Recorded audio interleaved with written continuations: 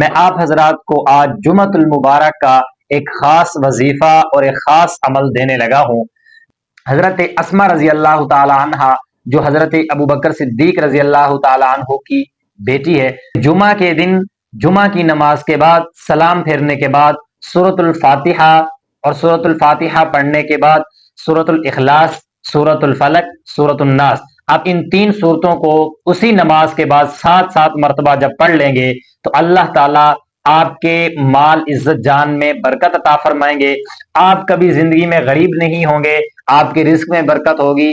اللہ تعالیٰ آپ کو اسی وظیفے کے ساتھ مالا مال کریں گے۔ آپ اس وظیفے کو اور اس عمل کو ضرور کریں اور لوگوں تک بھی پہنچائیں تاکہ ان لوگوں کا فائدہ ہو جو غریب ہیں، جو بہت زیادہ جن کے پاس کچھ نہیں ہے، بہت زیادہ غریب ہیں، ان بیچاروں کے لیے کچھ کہنے کو نہیں ہے، ان تک یہ وظیفہ پہنچائیں۔ وہ کریں گے انشاءاللہ تعالی اللہ تعالی۔